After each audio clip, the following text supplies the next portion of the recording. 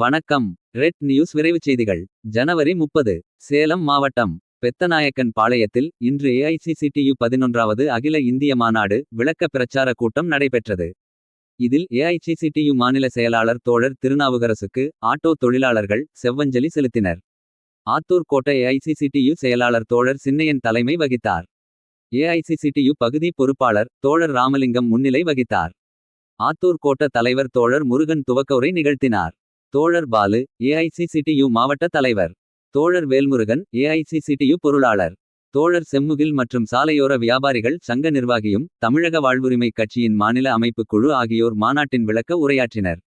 நிறைவாக ஏஐசிசிடியு மாவட்ட செயலாளர் தோழர் ஆர் வேல்முருகன் ஏஐசிசிடியு மாநாடு பற்றியும் மாநில செயலாளர் தோழர் திருநாவுக்கரசுக்கு இரங்கல் உரையும் ஆற்றினார். இறுதியில் தோழர் வெங்கடேஷ் நன்றியுரை கூறினார்.